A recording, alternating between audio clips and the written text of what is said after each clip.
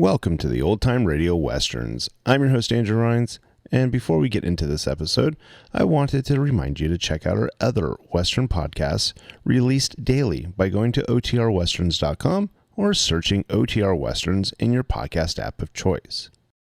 I also wanted to invite you to check out our other podcast channel releasing non-Western shows by going to otnetcast.com or by searching OT Netcast in your podcast app of choice. Now let's get into this episode. This episode is going to be Challenge of the Yukon. Original air date is September 27th, 1950, and the title is The Red Raiders. Let's get into it, and I hope you enjoy. Now, as howling winds echo across the snow-covered reaches of the wild Northwest, the Quaker Oats Company, makers of Quaker Puffed Wheat and Quaker Puffed Rice, the delicious cereal shot from guns, in cooperation with the Mutual Broadcasting System, present by special recording, Sergeant Preston of the Yukon. It's Yukon King, swiftest and strongest lead dog of the Northwest, breaking the trail for Sergeant Preston of the Northwest Mounted Police in his relentless pursuit of lawbreakers. And King, on you, Husky! Gold discovered in the Yukon. A stampede to the Klondike in the wild race for riches. Back to the days of the gold rush. And the adventures of Sergeant Preston and his wonder dog, Yukon King, as they meet the challenge of the Yukon.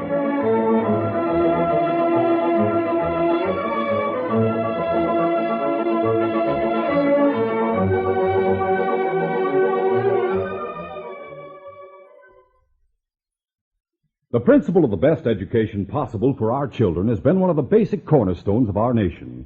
But the ever-increasing enrollment in elementary schools has resulted in poor educational conditions in many communities across the country. Most important, there is an insufficiency of elementary school teachers.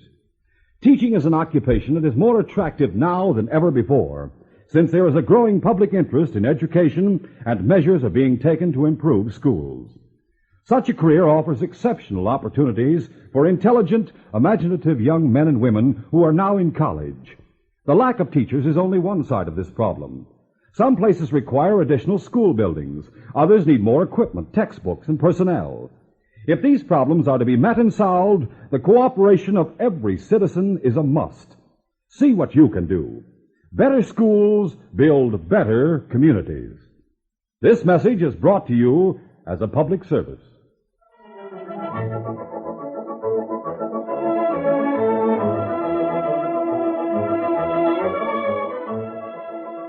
Sergeant Preston had been called into the office of Inspector Conrad at Mounted Police Headquarters.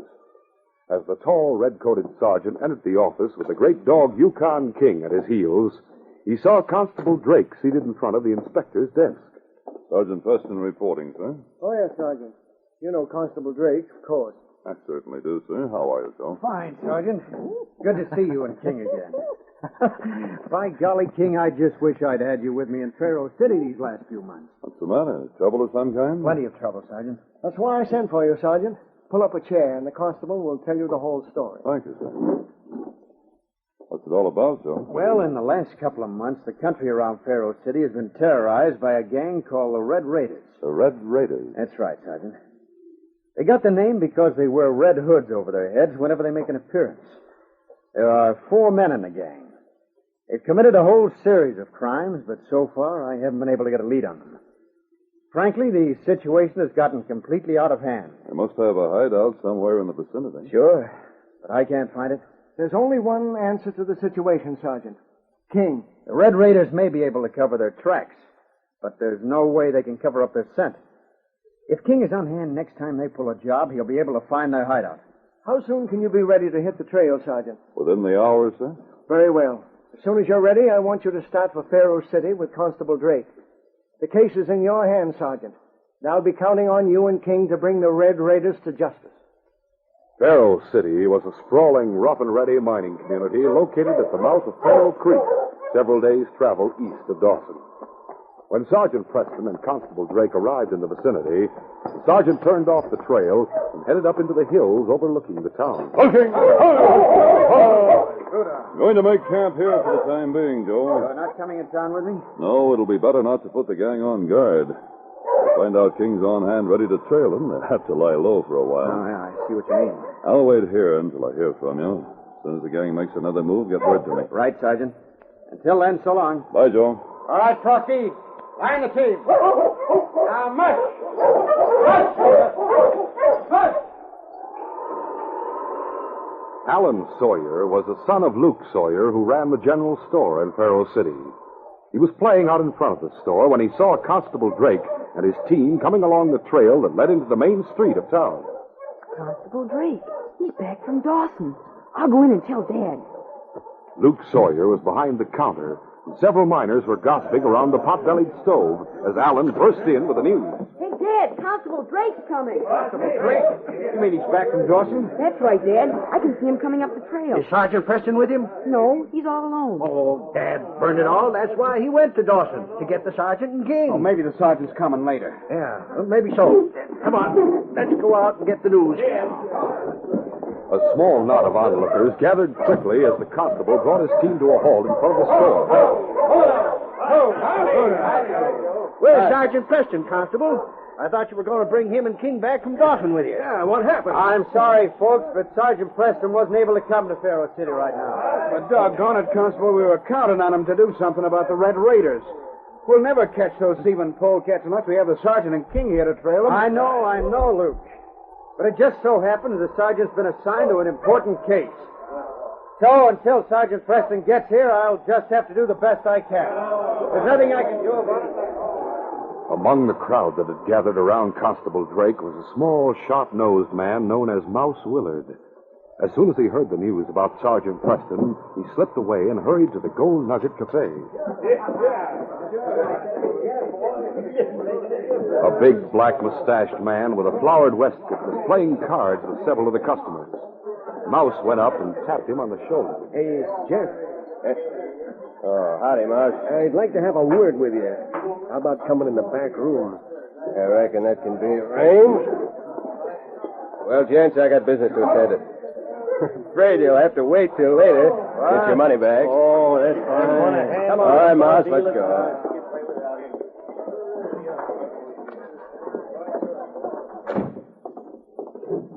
Oh, what's up? I've got good news, Jeff.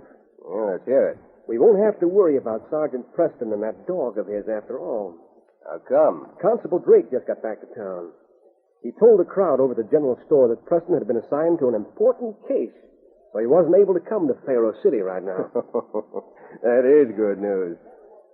In that case, I reckon it'll be safe to go ahead with our plan to rob the Faro Queen mine. That's going to be a mighty risky job, Jeff. Don't worry. I got the whole thing figured out. When do you think we ought to pull off the job? We'll pull it off tonight. Go around to Bat and Corky and tell them to go on out to the cave. All right. I'll give you all the details when we get there.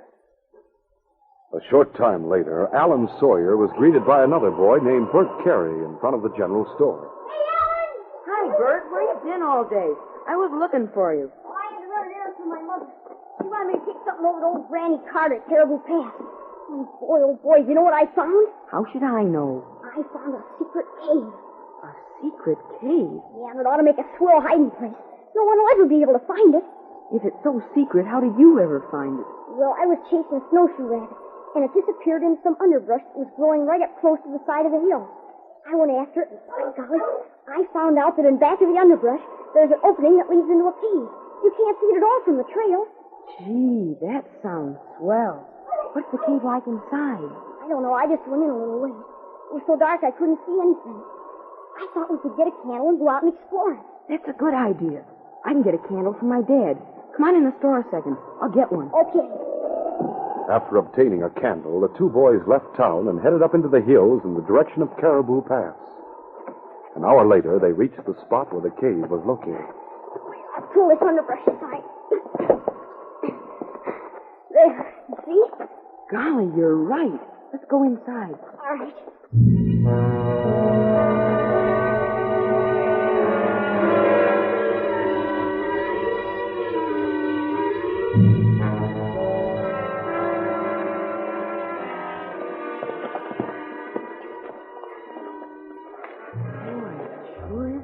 in here. Let's light the candle. Okay, I have it inside my parka. Here it is. I'll strike a match. Gee whillikins. Look at the size of this cave. It must go way into the hillside. Let's see how far back it goes. Sure, we'll explore it. Watch out you don't trip over any of those rocks. Bert, look. A big bundle of stuff wrapped in oilskins. Let's see what's inside it. Wait till I unwrap it. Jumping catfish, guns and ammunition. That's not all. Look at these red hoods. They have eye slits in them. Oh, golly, Ellen. Are you thinking the same thing I'm thinking? This must be the hideout of the Red Raiders. We better go back to town right away and notify the constable. Bert, listen. Holy smoke, they're stopping right outside the cave. I'll bet it's the Red Raiders.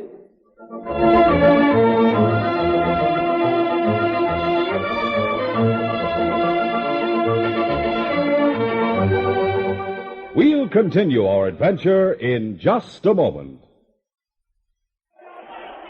There he goes, stealing second base. Boy, what a slide. He's safe at second.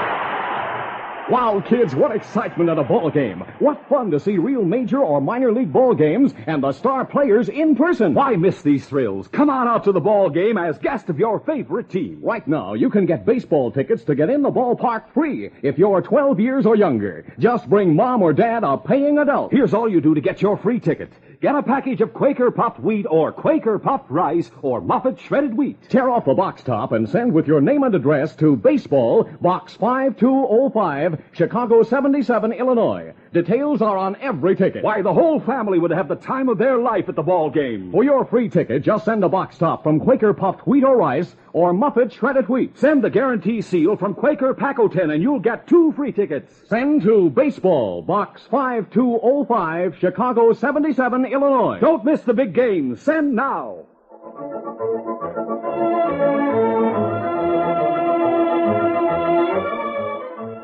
Now to continue.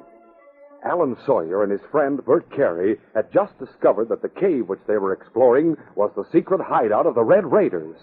While they were examining the gang's cache of weapons, they heard the sound of dog teams being halted just outside the cave entrance. I'll bet it's the Red Raiders. Golly, what are we going to do? We better hide, quick, over behind those big rocks. Okay, but first we'll have to wrap up these guns and stuff so they won't know anyone's been here. Yeah, you're right. After hastily wrapping up the gang's equipment, the 2 boys snuffed out the candle and scurried to a hiding place behind a group of large rocks. They had barely ducked out of sight when 4 men made their way into the cave.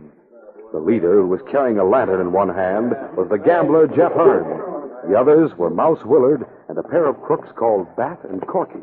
All right, gents. Squat down, make yourselves comfortable. I'll put the lantern here on this rock. Mouse tells us you want to go ahead and rob the very queen tonight, Jeff. Yeah, that's right, Bat. Now that Preston and his dog aren't going to show up, there's no reason to hold off any longer. It'll be a good night for it, all right. Sure it will, Corky. Starting to snow a bit already. From the looks of the sky, there'll be a lot more coming down to cover our tracks. A perfect night for the Red Raiders to make another strike. You got the job all planned out, Jeff? Sure. Now, here's how we'll work it. Hey, what was that? Must be somebody hiding behind those rocks. Stand up and show yourself, whoever you are. Or we'll come back there and spray you with lead. Come up, reach it. Don't shoot, mister. It's a couple of kids. That fair-haired one is Luke Sawyer's boy. And the kid with him is Bert Carey. This old man's the foreman of the Feral Queen. What in thunder are you doing here in this cave? We weren't doing anything. We just happened to find it, that's all. How come you were hiding behind those rocks? We got scared. I bet they found our guns and hoods, Jeff. With that, they must have heard everything we were saying. Come on over here. What are you going to do to us? We can't turn them loose, Jeff. They'll spill the beans about us being the Red Raiders. I don't intend to turn them loose. What do you got in mind? Well, Bat, like you were saying a minute ago, this one kid here is Bert Carey. His old man is Doug Carey, the foreman of the Feral Queen mine. So? We'll hold the kids prisoner here at the hideout. When they don't get home tonight, search parties will start out looking for them. More than likely, Carey will turn out every mine hand at the Feral Queen to join the search. Yeah. Which same will leave us a clear field for the robbery. That's right. I never thought of that. Well, doggone, that is a good All right, idea. get busy. Tie them up. Now, I'll tell you how we'll pull the job. That evening, when the boys failed to return home for supper, their worried fathers joined forces and made a hasty search of all the likely spots where their boys might have gone. but without success. Finally, Luke said, Doggone it, Doug. I'm getting downright worried about those two young'uns. What do you suppose could have happened to them? I'm beginning to think they must have had an accident of some kind. If we don't find them, they'll freeze to death in weather like this. I thunder, Luke, we better get out some search parties for them right away. Good idea. I'll go see the constable and get him to help organize it. All right, you do that. And I'll go back to the Pharaoh Queen and turn out all the mine hands.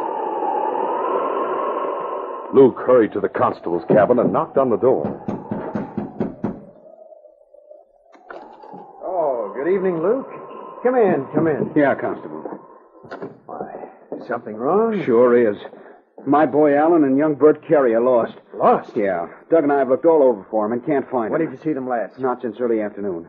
How about helping us organize some search parties for them? Maybe I can do better than that. What do you mean? Sergeant Preston is camped in the hills outside of town. He has What? King with him. What's that? I was supposed to keep it a secret so as not to put the Red Raiders on guard.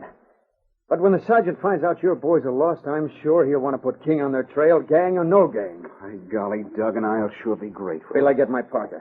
We'll get some search parties started, then I'll go out to the sergeant's camp. Sergeant Preston was just preparing to turn in for the night when Constable Ross arrived at his camp. Ho, ho, ho! Hello, Joe. Something happened? Yes, Sergeant. This time it's not the Red Raiders. I've disobeyed orders, Sergeant. What are you talking about? Well, you told me to keep it a secret that you were camped here. Yes? But two boys are lost. Who are they? Little Alan Sawyer and his friend Bert Carey. So I told Alan's dad about you being here with King. I thought you might be willing to trail him. Of course.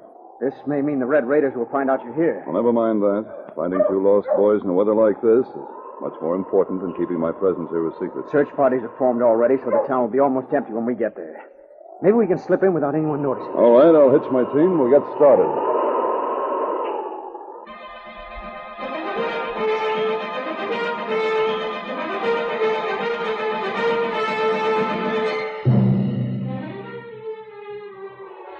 As Constable Drake had predicted, the town was almost deserted when the two Mounties arrived there. To avoid attracting attention, they halted their teams in the darkness behind the general store and knocked on the back door. Sergeant Preston and King. Hello, Luke. By thunder, I sure am glad to see you. Come on in. Thanks for bringing him here, Constable. Anybody in front of the store, Luke? No, the place is empty. When the search party started out, I told him I was going to wait till you got back. Did you tell them that he went to get me and King? No, I just said he'd gone out to follow up a special lead, and I was going to wait and see how it turned out. Good. Now, do you have something that Alan's worn recently? I sure do, Sergeant. Come on through to the front of the store, and I'll get it for you. All right. As they reached the front of the store, Luke picked up a sweater that was lying on the counter. Will this do, Sergeant? It ought to. Here, King. Get the scent. Fine, boy, fine. All right, he has it. Which way, fella? They must have headed north into the hills. Come on, Joe. We'll follow their trail. Right, Sergeant. And I'm going with you.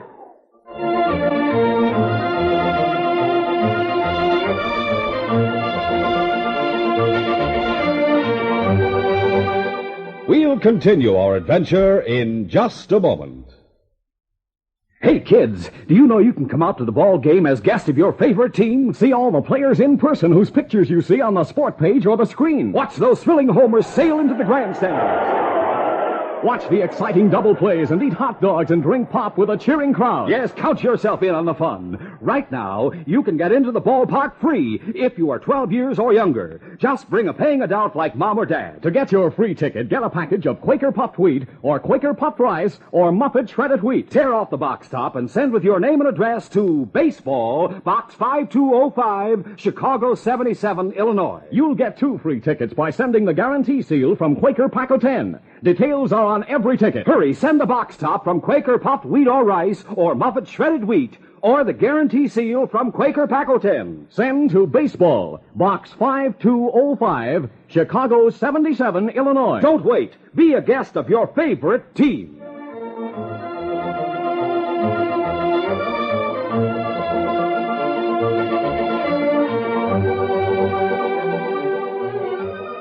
The snowfall had somewhat dispersed the scent, and several times King lost the boy's trail. But each time the great dog worked patiently back and forth until he had picked up the scent once again. Finally, he reached the spot where the cave was located. Seems to have found something, Sergeant. He's nosing in the brush against the hillside. Great day. You don't suppose... Steady, Luke. Wait till I get a lantern. We'll see what he's found. The sergeant lighted a hurricane lantern, and then the three men proceeded to examine the underbrush. Holy smoke. There's an entrance to a cave back of this brush. I'd better go first with this lantern. Crouching low to get through the underbrush, the men made their way forward into the cave. As the rays of the lantern lighted up the inky darkness of the interior, all three men gave a gasp of surprise. Jumping Jupiter, it's the boys. They're all tied up and gagged. Come on, they must be half frozen. Help me get them untied. A few moments later, the ropes and gags had been removed. The boys were unharmed, but badly shaken by the experience they had undergone. Golly, Dad. I was never so glad to see anyone in my whole life. That goes double for me, son. And I sure am grateful to you and King, Sergeant. Forget it, Luke. Well, where's my dad, Sergeant? He's with a search party looking for you, son. We'll get you home as soon as possible. But first, suppose you tell us what happened. We were exploring this cave when all of a sudden the Red Raiders showed up. What's that? Red Raiders? Yes, sir. This cave is their hideout. We found their guns and the red hoods that they wear. We tried to duck out of sight when they came, but Bert sneezed and gave us away. I tried not to, but I couldn't help it. Sergeant, they're planning to raid the Pharaoh Queen mine tonight. Did you hear them say so? Yes, sir. We heard them talking all about it. They intended to keep us here as hostages in case anything went wrong. Did you recognize any of them? Yes, sir. The leader's that gambler, Jeff Hearn. And one of them is a man named Mouse Willard. I've seen him in the store lots of times. The other two are called Bat and Corky. Luke, will you take the boys back to town on your sled? Of course, Sergeant. But what about you two? The constable and I had better head for the Pharaoh Queen.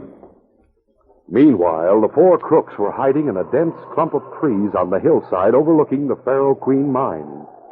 They waited silently until the torch-lit search parties along the creek scattered out into the surrounding countryside. And then Jeff Hearn gave the order to advance. All right, boys. Looks like the coast is clear. We'll get our teams and head down the hill to the mine office.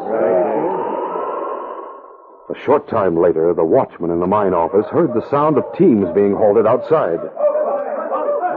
Must be one of the search parties coming back. I'll go take a look. Get your hands up, mister. Holy mackerel, the Red Raiders. Yeah, we're the Red Raiders, all right. Don't go trying any fast moves or we'll plug you. Now start backing up into the office. Corky, stay outside and keep a lookout. Right, boys. What are you aiming to do? Shut up. All right, boys. Tie him up, then we'll go to work on the safe. The safe was strongly built, but after a half hour's work under the expert direction of Mouse Willard, who had been a safecracker back in the States, it yielded up its contents. Just look at all the gold inside there, boys. She's really loaded. Man alive, we've made a real haul this time. Well, we can gloat over it later on. Let's carry it out to the sled. My thunder, I thought I recognized your voice. What's that? I thought I recognized it, but I was mistaken. Yeah. Just who did you think I was? Why, a fella I know named Robinson. Jack Robinson, I suppose. He's lying, boss. I'll bet he really does know who you are. Yeah, maybe so. I'd better not take any chances with you, mister. I'll shut you up right now. No, don't shoot me. Hey, boss. What's up? Those sleds are coming down the hill, heading straight for the mine. What's that? That's not all. I saw them up on the crest of the hill for a minute, and it looked to me like they were Mounties. Holy mackerel. We better clear out fast. Yeah. Get that gold out on the sled pronto. Right. What about the watchman here? You gonna plug him? No, I got a better idea. We'll take him along. If things get too hot, we can use him for a shield. Now, come on, start moving. Right, come on. A few moments later, as the two Mounties neared the bottom of the hill, they saw the crooks preparing to make their getaway. Sergeant, look. They're wearing hoods. Yes, it's the Red Raiders, all right. They're getting away. On King! Faster, boy! Stop in the name of the Kong! They want to shoot it out, we may as well oblige them. The crooks had to turn and fire hastily over their shoulders, and at the same time keep control of their sleds. As a result, their bullets were going wild. The Mounties, who were firing straight ahead, could take careful aim. We got one of them, Sergeant. And there's one for you, Joe. When we reach the two wounded men, stop and take charge of them. Right. I'll go on after the others. Right. It was Bat and Corky who had fallen wounded. Jeff Hearn was carrying the watchman on his sled, and the weight slowed him down. Glancing over his shoulder, he saw that the constable had stopped, but that Sergeant Preston was gaining steadily. Hey, Mount, stop your team. Are you crazy? My six-shooter's empty. I know what I'm doing. One of the Mounties has dropped back. Now's the time to make use of this guy on my sled. Okay, Jeff, I sure hope you know what you're doing. Whoa, whoa, whoa, whoa. Yukon King, racing ahead of the sergeant's team, saw the crooks bring their sleds to a halt.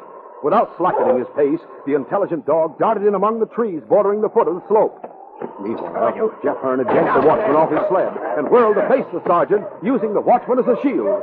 Don't come any closer, Mountie, or I'll plug this guy. He means it too, Sergeant. You better stop or he'll shoot me. As the sergeant halted his team, Mouse was frantically trying to reload his gun. He had dropped behind his sled for protection. The sergeant shouted to Jeff. What do you think you're going to do now? If you want this guy to keep on living, throw your gun over this way. Sorry, I have other plans. Take him, King! With a ferocious snarl, King charged out of the underbrush straight at Jeff Hearn. Help! Help me, Mouse! At that moment, Mouse finished reloading and raised up slightly for a shot at King. But in doing so, he exposed himself to the sergeant's fire. As Mouse dropped his gun and clutched his arm in agony, the watchman pulled free from Jeff Hearn's grasp. The sudden move pulled Jeff off balance, and King promptly knocked him to the ground. Get this dog off me! Call him off, Mountie! Keep him down, King! Okay, Sergeant, I have the gun. All right, King. Good work, boy. Let him up now. On your feet, mister. At the end of the trail for you and your raiders. You're under arrest in the name of the Crown. Later, after the prisoners had been handcuffed together and their hoods had been removed, Sergeant Preston and the watchman herded them back to the spot where Constable Drake was attending to the other two crooks. How about it, Joe? Are they badly wounded? They'll live to stand trial, Sergeant. By thunder, I sure hope I get a chance to testify against them. You'll have that chance, and so will all their other victims.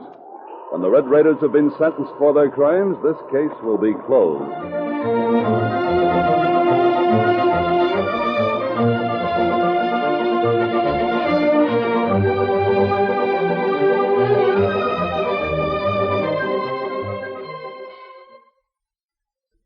There's roaring adventure on Mutual. Tales that will take your breath away and transport you into lands where danger is your constant companion.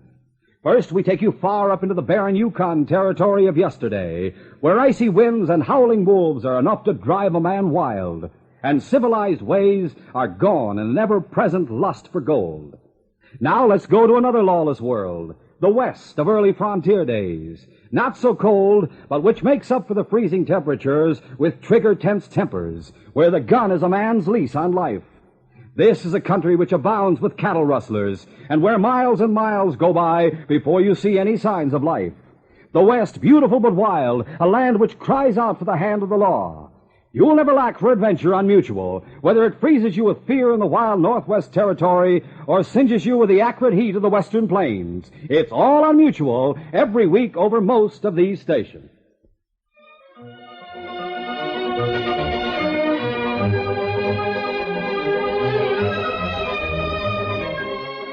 These Sergeant Preston of the Yukon Adventures are brought to you every Monday through Friday at this time by the Quaker Oats Company, makers of Quaker Pup Wheat and Quaker Pup Rice, the delicious cereals shot from guns.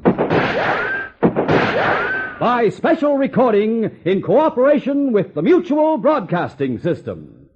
They are a copyrighted feature of Sergeant Preston of the Yukon Incorporated. Created by George W. Trendle, produced by Trendle Campbell Muir Incorporated, and directed by Fred Flowerday.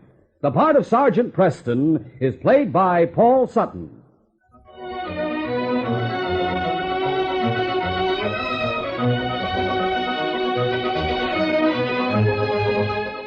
This is J. Michael wishing you goodbye, good luck, and good health from Quaker Pup Wheat and Quaker Pup Rice. So long. This is Mutual, Radio Network for all America.